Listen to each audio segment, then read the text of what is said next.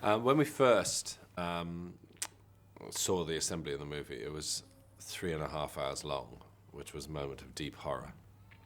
And so we knew there was about 80 minutes to go.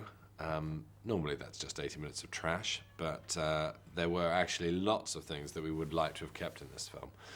And these deleted scenes that are on the DVD, in some ways, some of them are my favourite scenes, but there's a strange sort of chemistry which happens when you're editing a movie and chunks, suddenly become unnecessary or don't fit the rhythm rather than in themselves not being right. And the first chunk is the biggest one, which is scenes with Liam and his son Sam. And the thing here was that, as originally written, there was going to be a long thawing period. Sam was locked in his room day and night, and Liam couldn't find a way through to him. And what you're about to see was the 8 minutes of film where slowly they grow warm to each other. But in the end, we just did it by them having the conversation on the bench, and that was it. But here we go. This is Liam and Claudia Schiffer, and then Liam finding out what Sam had been doing in his room, and finally my favourite bit of the movie, which is Liam and Scott Walker, my great hero, the greatest singer of the 60s. Thanks for coming. Must be busy days with David and everything, huh? No, I never see him. Oh, I forgot. I did some research into Claudia Schiffer for you and found some rather hot internet sites to keep you busy in the lonely evenings. Don't be so disgusting. That's a very good one. Yeah? Come on, get your fat arse out of here. I've got dinner tonight. Well, there you go. Perfect opportunity to bond with the junkie upstairs. I find chicken kebabs always go down very well. See you. Wait. Sam, time for dinner. I'm not hungry. But Sam, I've done chicken kebabs. Look at the sign on the door. Right.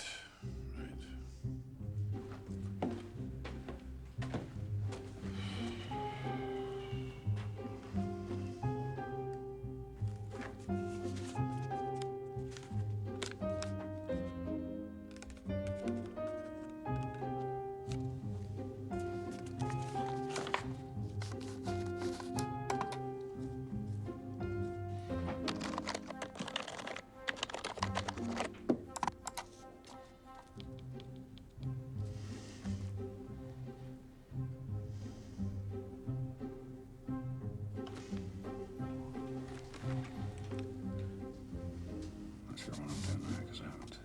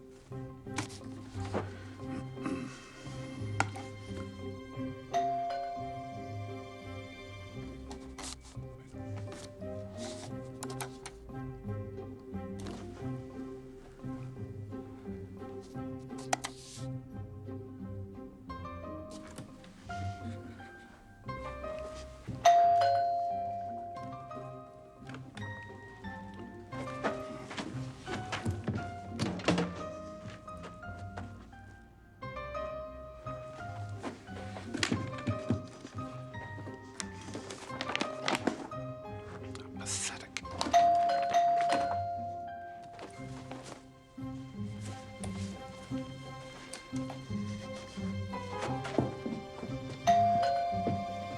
Coming. Matthew, what a nice surprise.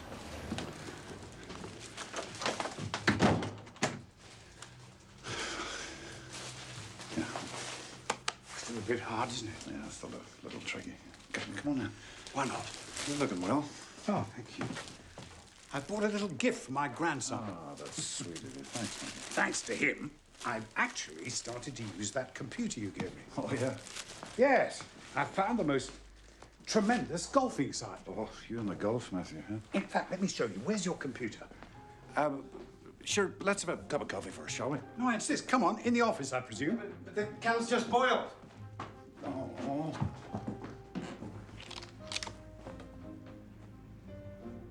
Gosh.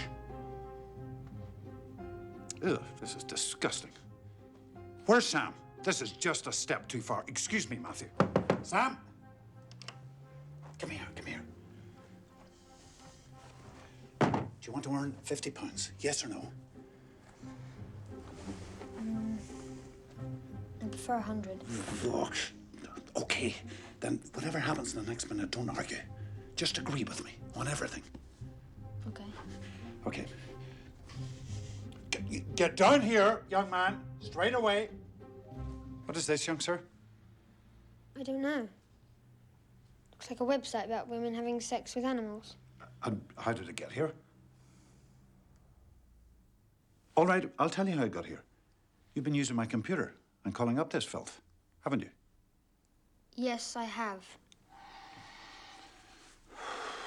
I don't know what to say. I hope you're ashamed of yourself. Yes, I am. It's disgusting, isn't it? Yes. It really is. Absolutely disgusting. Don't worry. We all have different ways of coping with our grief. And maybe, Sam, this is yours. Let's just all forget about it. No. I can't forget about it, Matthew. I am so angry with you, Sam. That's your pocket money ducked for a month, young man.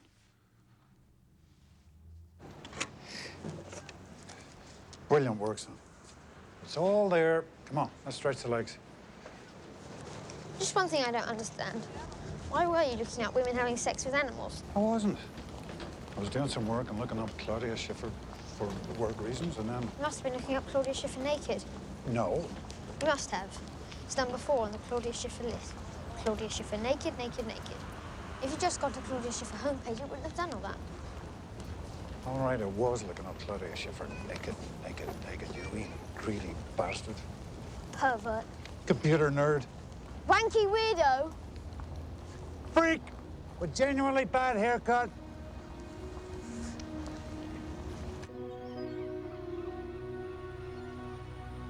So, what's the problem, Samuel? Is it just Mum, or is it something else? Huh? Maybe school? Are you being bullied? Or is it something worse? Can you give me any clues, no?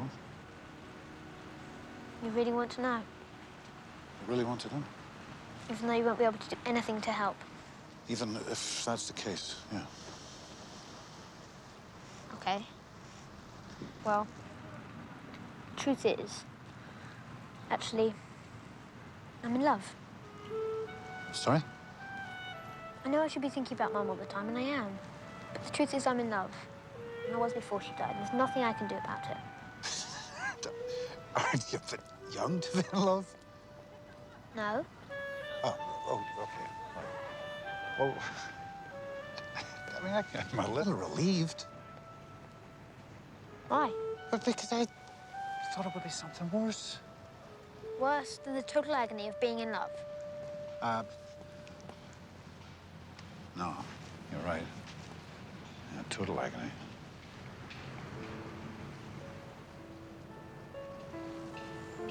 But wait a minute. What exactly have you been doing in your room then?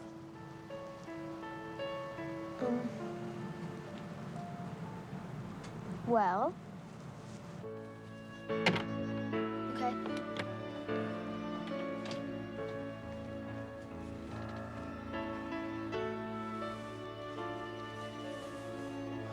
Wow. Bit of a love theme, huh?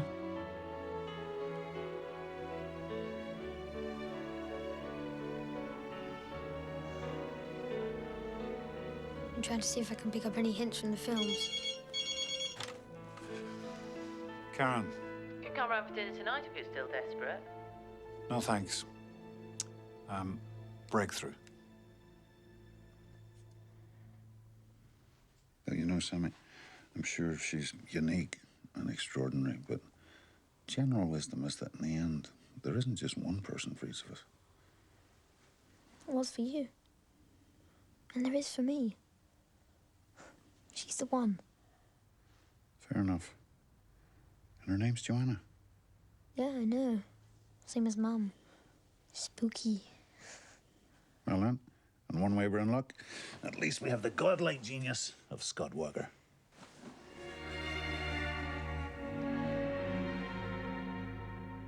Joanna, I can't forget the one they call Joanna. We own the summer hand in hand, Joanna. And now she's always just a tear away.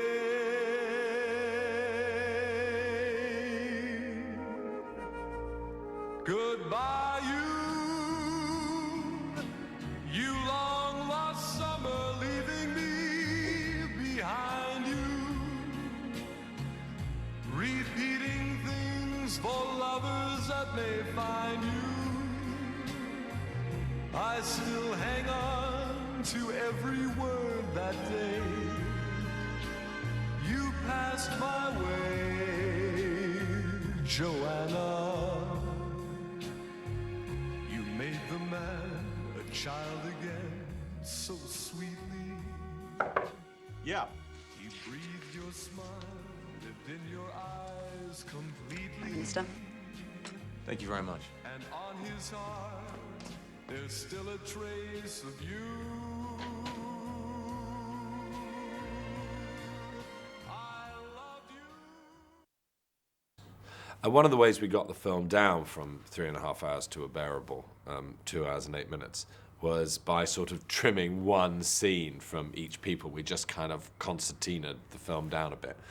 This is one of those scenes. It's the naked couple at the moment when love first flaps its wings over them.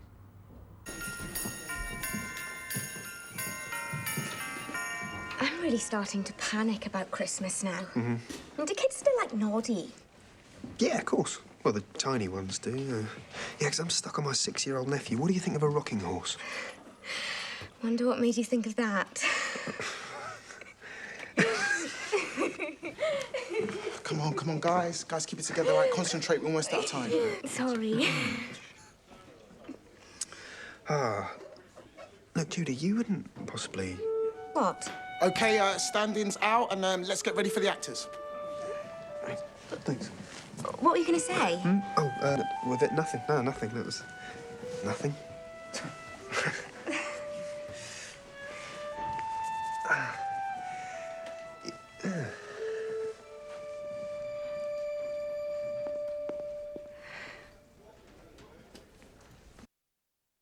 This next little chunk is sort of reveals the extent to which some of the stuff which was going to knit the film together was taken out so that we could knit the film together in a slightly different way. When Mia says later in the film that a friend of hers owns a gallery, in the original film, well, we knew that because of this scene, which is set with her and Mark in the gallery. And there's also a little bit blunter stuff about the motivation of Mia with regard to Harry, her boss. And what this doesn't show, just as a matter of mild interest, was that originally when we wrote the film, Mia was going to turn out to have been the girl who'd just broken Colin Firth's heart. But we went a different route on that. But here we go, a couple of little scenes in the gallery with more nudity for those who are so inclined. Right, very exciting moment. These humble packages contain our new exhibition. Photographs by none other than the great John Seekert. Exciting stuff. What's the theme? He said Christmas, very family sort of thing. Finally, a crowd pleaser. Right, here we go.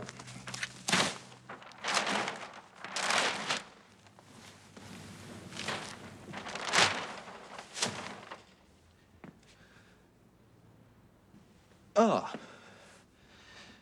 interesting. Classic. Bleak.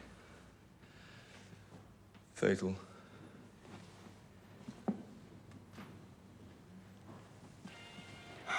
Oh, God. Oh, God, it's porn. It's just porn. We'll be raided by the porn squad. I'm going to porn prison. I'm thinking of having an affair with my boss. What do you think? Is he married? Yes. Bad idea, then. The marriage vow is very sacred. Or I could have an affair with you, Mark. Why not? Let's just not go there. Do you look as gorgeous as this at work? Yes. Then he's doomed, isn't he?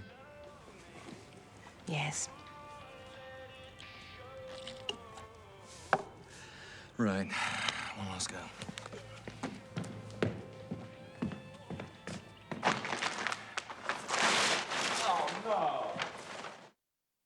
One of the things that I most mourn in the short version of the film was the loss of the performance of William Wadham, who played Emma Thompson's deeply unpleasant son, Bernard. And it starts with a scene that's in the movie with Emma talking to her daughter, and then opens out to what was actually the bulk of the scene, which was her and Bad Bernie.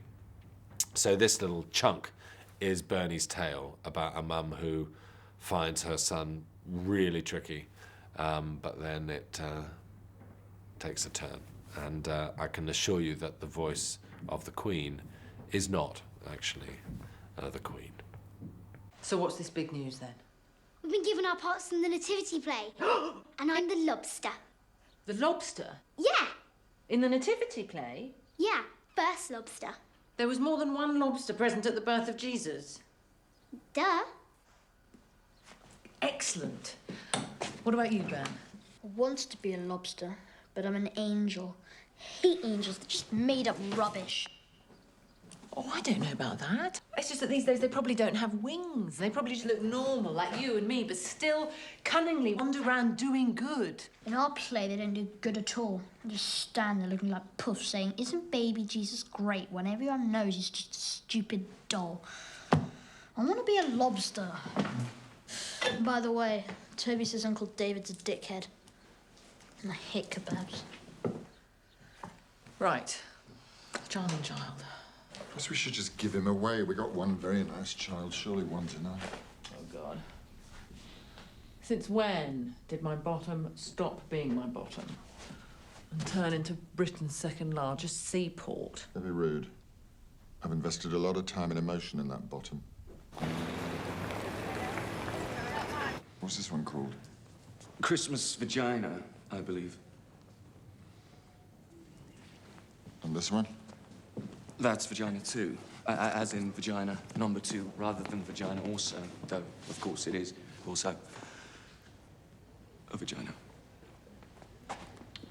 Well, I think it's the best party venue ever.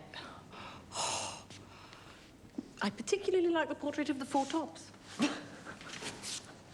think I'm suffering from that one. Listen, I've got to go and see the scary headmistress. Bernie's in trouble again. Oh, what's he up to now? Drug trafficking. Do you want me to come? It's all right, I'll deal with it. Take my advice, Mia, don't marry. You give up work, lose your looks, and pour all your life and love into children who turn out to be total bastards. At least certainly the boys do. I'll see you later. See you later. Don't worry. Nice to meet you. And you.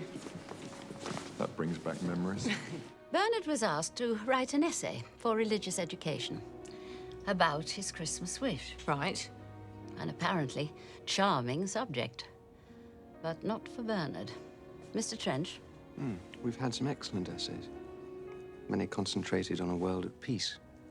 Excellent.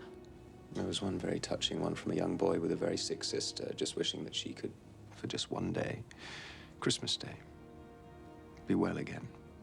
I do hope that happens. I'd like you to read your son's contribution. Well, I have to do it now. I'm sorry, Mrs. Williams, but I think Bernard must face up to what he's done. Here and now. Okay. I've thought extremely hard about what I would wish for at Christmas. But after long consideration... You misspelled consideration. Sorry. Right. After long consideration, I've decided this is my Christmas wish. That just for one day, you could see people's farts. Can you imagine anything more fun? You get to the end of a huge Christmas meal, and your grandmother lets rip. And at last, for once, she can't blame the dog. You go to church, and for the first time ever, it's fun. And then, finally, you get the moment we've waited for all our lives. And we must, of course, never forget the importance of tradition and the importance of family. Right, right. I see. That is disappointing. I'm embarrassed and almost ashamed. Do you mind if I have a word with Bernard outside?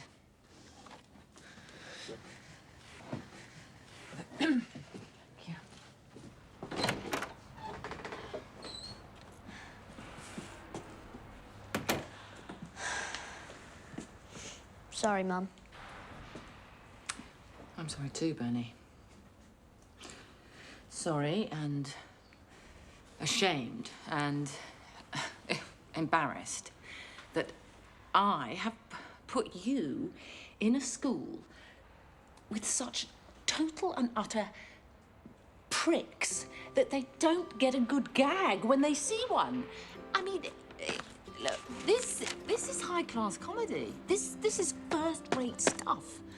Look, you're my son, and obviously I have to love you. But right now, I really love you. Oh, it's without a fear. I genuinely think they could develop this, you know. I mean, if they sprayed some sort of invisible fart-detecting gas into the air, it could happen. You think so? I'm absolutely sure of it. I mean, think of the moon, for goodness sake. You could surely work out a fart-detecting gas.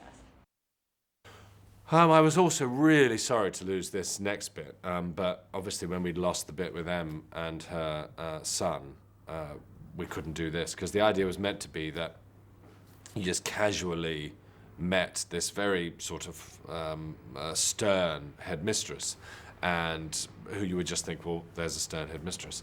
And the idea was meant to be that later on in the film, 15 minutes later, we suddenly fell in with the headmistress, and you realise that no matter how unlikely it seems, that any character that you come across in life has their own complicated tale of love. So this is Anne Reid, who's the headmistress, and Frankie de la Tour, and the headmistress's little tale. And it jumps rather quickly at the end, because you sort of find out what's happened to them in a sort of oblique manner. But I thought that it was worth you seeing the fullness of it, even though it's slightly clumsy towards the end.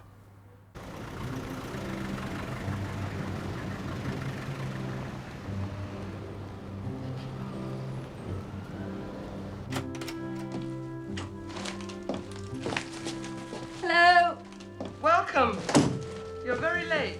I know. I'll be in a minute.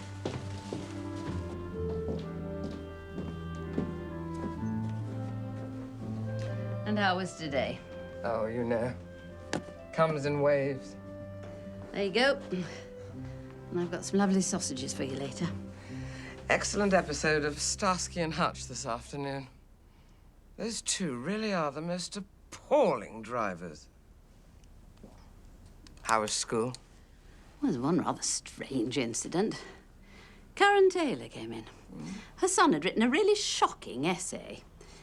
And she took the boy outside and left me and Mr. Trench waiting like a pair of spare parts for about 10 minutes before we realised they quite simply buggered off. Splendid. Teach you to be so pompous. Bet the essay was excellent. Well, to be honest, it did have its amusing side. His Christmas wish was to see people's farts. Bravo! That's my Christmas wish, too.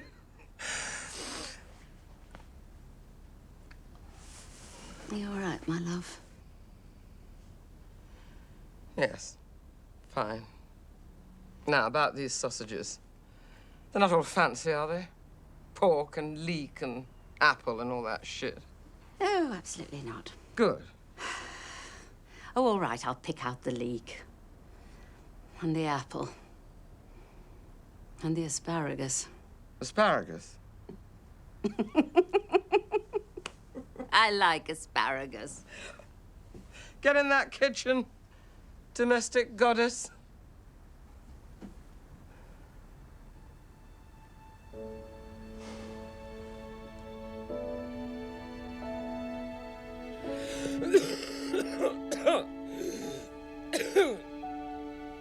Before we finish, I'd just like to say to our headmistress, on behalf of all the parents, that we think it's very brave her being here today in light of her recent loss. Geraldine was a wonderful and wicked woman, and sorrow is particularly hard at Christmas. Next up is another one of the one scenes that we took out of People. This is Billy and Joe at the record company 2 weeks before Christmas, campaigning in a deeply professional manner for more cash to push the single to #1, and everything doesn't go quite as planned. I mean, let's not put some extra cash behind this song. We could be #1. All we gotta do is butter them up a little. Make them realize you could be a team player. Right, cool. Look, I'm wearing a suit to meet the suits. Here goes. Dave, Mark, Gina, wow, great to see you. I'm Joe. And this is, well, Billy Mack. Hey, Dave, Mark, and Gina. And how old are you, Gina? 12? 13? Actually, I'm 24. How old are you? I'm 94. Have you ever given a very old man a blowjob? Well, I think we all know why we're here. we just need to work out how to make damn as sure Christmas is all around reaches #1. Absolutely. Rock on. And I wouldn't mind finding out which of you little fuckers said you'd throw me off the label if the single was a flop. Gina.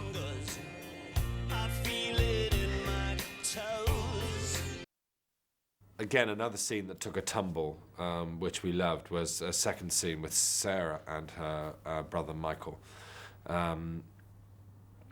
It's a very quiet little scene, lovely performance between the two of them, just showing the way that Sarah's presence does bring a little bit of light into her brother's life, but also I love the moment when she lies about how things are in her life, and a life which probably would have been happier had it not been for him. So it's a short little scene set in the hospital with Sarah and Michael.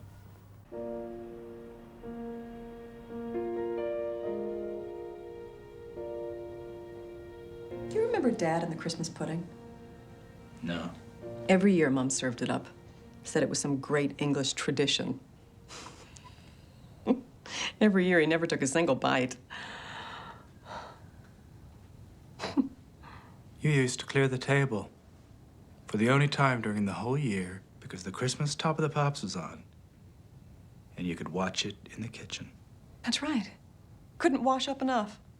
Washing up my absolute favorite activity for one meal a year. I just realized Mom was a terrible cook, wasn't she? Yeah, she was. Egg in a cup. How are you, Blondie? Great. Everything's great. Great. I'm in hell. I know you are. I know you are, babe.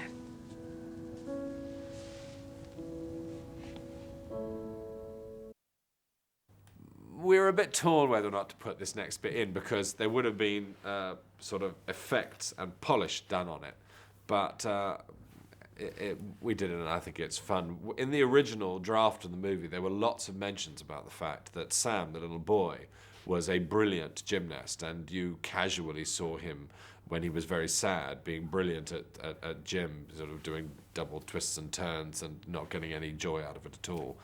And so when it came to the airport and he had to rush through the airport, he brought his gymnastic prowess into play. And this is a very rough edit of how he would have been the Nadia Comaneci, Olga Korbut of the movie. And it just goes from the moment that they arrive in the airport to sort of the moment that he sees Joanna with a lot more physical stuff than in the film as it is now. Unless... What? Do you want to pick a run for it? Hold on to that as well. That'd be very great. You think I should? Yeah, thank you. And this. Yes. No, I must have left them where I was having a cup of coffee. I'm sorry.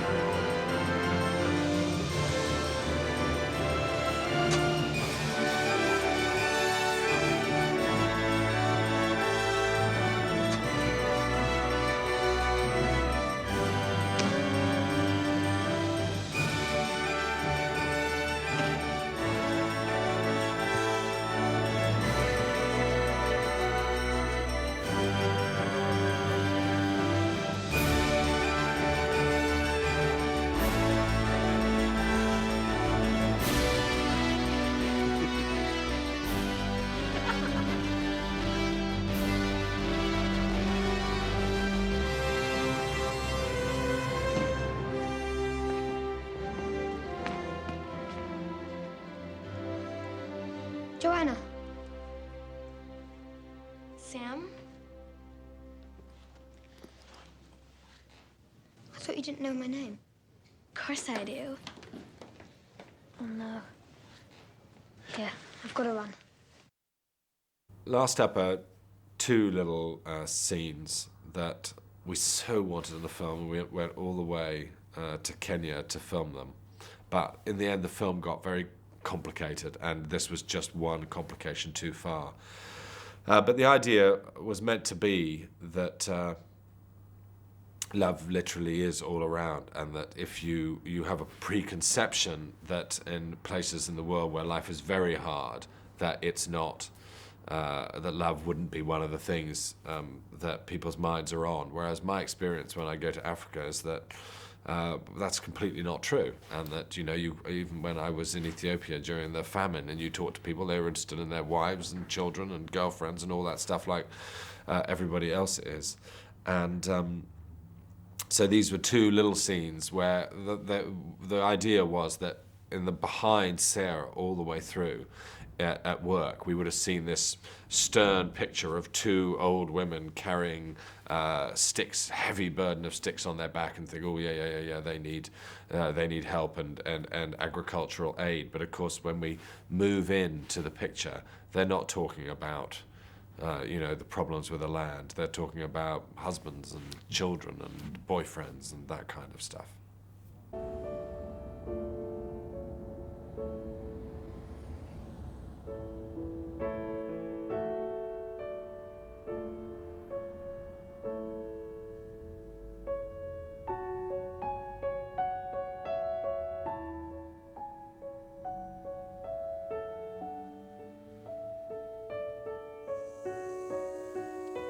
Mjinga mashuhuri. Ndiyo. Lakini binti yangu ashampenda, nifanye? Mwambie akikubali kuolewa na yeye, sitotaka kumuona machoni mwangu tena. Ningefanya hivyo. Babake alikuwa mjinga vile, lakini alibadilika. Umeolewa na mtu mpumbavu sana. Sini sisi sote kama wajambo. Wasiwasi. Nadhifu lakini wasiwasi sana.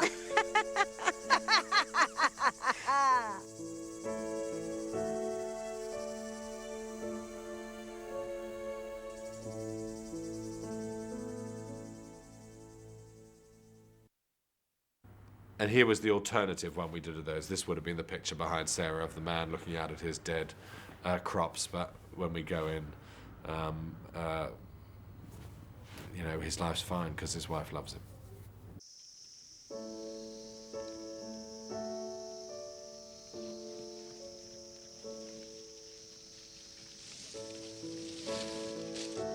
Tulia mpenzi. Hakuna lolote lingine waweza kufanya leo. Nasikitika sijatimiza wajibu wangu. Wacha ujinga. Bora nione furaha kwenye uso wako huu mbaya. Kila kitu kiko sawa nawe.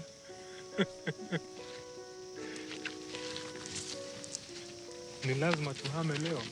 Ikibidi. Basi ni sawa. Je, ningemwoa dadangu ile Penda Pole, si mambo yangekuwa mabaya zaidi?